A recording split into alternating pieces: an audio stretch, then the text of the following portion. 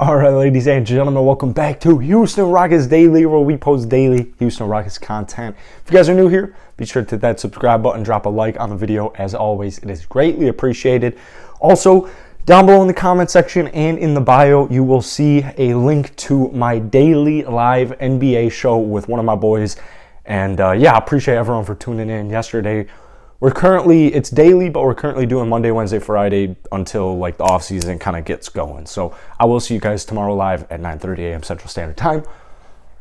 Whew, now that that's out of the way, Sotto. All right, if you are, and I'm like out of breath. I just did some pull-ups on this thing that you can't see. Sotto is, to me, the most interesting prospect in the entire NBA draft. And it's crazy because I didn't know who this cat was until like 2 days ago when my boy Swaggy made a video talking about him. And I was like, oh my God, how is this guy flown so under the radar? I've made Sotto videos on my main account, and I've literally had people comment, the Rockets should take Sotto with number 3 instead of like Chet or Paolo. I've seen that comment. Now, who is Sotto? He is a player out of the Philippines. He is 7'3". The dude is 7'3", bro. His wingspan is ginormous. His dad played in the PBA, the Philippine Basketball Association. Bro, can't talk. And then his uncle was even more of a G in the same league. Due to COVID protocols, like last year, year and a half, 2 years ago, whatever, he was going to play in the G League, but COVID happened. So travel restrictions, it's just kind of all weird. It still is weird, but I don't want to get banned or anything like that. So anyways, went to the NBL, which is where Jae'Sean Tate played, and he had all right stats.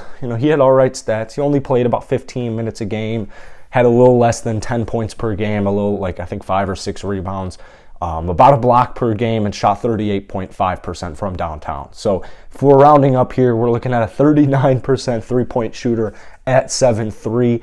He's not like the most physical basketball player, but you're definitely not going to be able to, kind of like mess him up. Like, he's not like built like a stick like Christian Wood, built like his last name. Like, he's a dog. He is a dog, and he's a low-key physical player. So how can Houston get him? Well, that's the thing. The way I see the Houston Rockets roster right now is we have like 15 dudes. It's like every player on the roster I want to get minutes. The way it's looking next year, while we still have Eric Gordon, we still have Christian Wood, the way it is looking is it's like, Jae'Sean will probably come off the bench. Hopefully KJ gets some minutes. You're looking at guys like Usman Garuba just probably not going to play. Daisha Nix probably not going to play. There's just a bunch of dudes.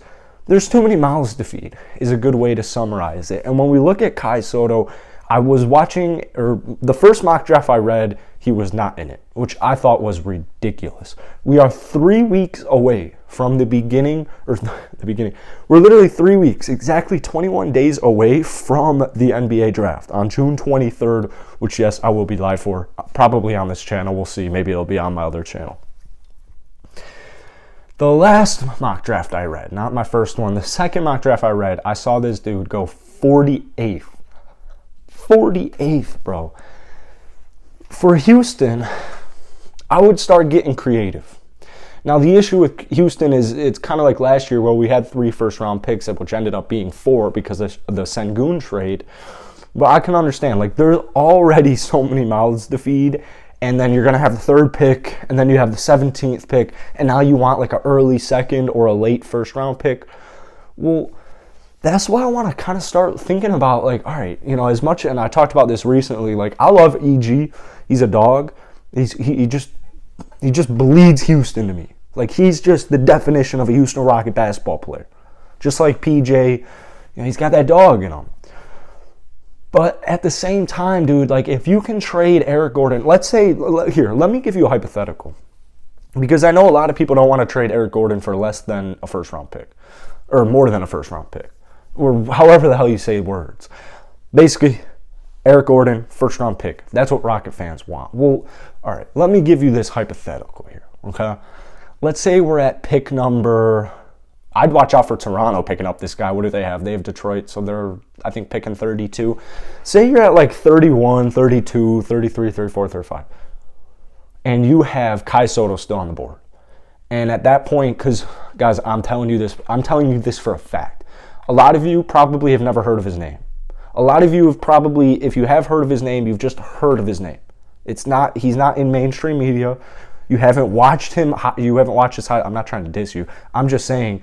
I make YouTube videos every day. I just found out about this guy 2 days ago. All right. 3 weeks from now, I guarantee you this guy will be picked in the first round. I guarantee you. I think his potential, his ceiling is way too high to fall to second round, let alone undrafted. If he got undrafted, that is straight up disrespectful, and I would be pissed, and that's even more reason that he would probably be the next Nikola Jokic. Anyways, you have pick, say we're in the second round. We're in the first couple picks of the second round, and, bang, all right. 31 doesn't pick him. 32 doesn't pick him. Toronto doesn't pick him, which I think Toronto would pick him if he was on the board at 32. Let's say Toronto doesn't pick him. We're at 33. Eric Gordon. I'm picking up the phone, and I'm saying, I'm giving you Eric Gordon for this draft pick. Maybe even do a team like Toronto. I'm giving you Eric Gordon for this damn draft pick. Hang up the phone, Raphael. Let's make it happen. I get Miles DeFeed. We have Sengun. Shut up.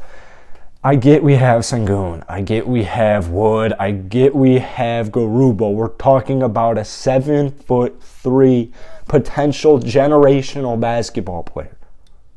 A 7'3" guy who can protect the rim and shoot almost a 40% clip from downtown. This guy played in the NBL. Don't disrespect it. Look at how good Jayshawn Tate was when he came out of the NBL. Jayshawn Tate, 4 years at Ohio State, went to Germany, played in Germany for a year, then went to the NBL, the Australian National Basketball Association. Look at how good his rookie season went. He was all rookie first team. He didn't blow up the stat sheets because he can't shoot. Defensively stud. Offensively can do a multitude of different things, specifically in the paint. This guy was in the same thing. Josh Giddey, NBL. Josh Giddey statistically in the NBL didn't do much. Like he did a good amount. He was a good player. But it's not like we're looking at 24, 8, and 8. Josh Giddey, phenomenal rookie season. This guy played street ball at like 7 or 8 years old in the streets of the Philippines. He knows what he's doing. He's a physical player. He had a fight out there for that. You go back a couple of years, he's like 15, 16, 17 years old. He's playing grown men. Cooking grown men at that age. The Rockets need to find a way to draft him. I guarantee you, whoever gets Kai Sotto is going to be laughing in probably just as little as 1 year from now. I'd even be outrageous and say, when does the season start? October? Not great at math. What are we in, June? I'd go as far to say 6 months from now, at the start of 2023, whatever team picks Kai Sotto is going to be laughing at all 29 other teams about how idiotic they are. That's it for today. Here's the thing. One quick thing. This guy had like 14 private workouts with teams. There is still little known or talked about this man. People want him below the radar, okay? He's going first round. No one's going to come out and tell you this, but I guarantee you, you're going to start hearing that. You're going to start hearing Kai Sotto. Teams are interested. Kai Sotto, first round. Kai Sotto. If this dude went to the NCAA, he would be a lottery pick, and there is no dispute about that. That's it for today. Kind of turned into a rant. I don't mean to get aggressive on it, but I just think the Rockets need to get this cat because whoever does, like I said, man, they are getting an absolute stud, an absolute superstar stud who is going to dominate the NBA for years to come. Peace.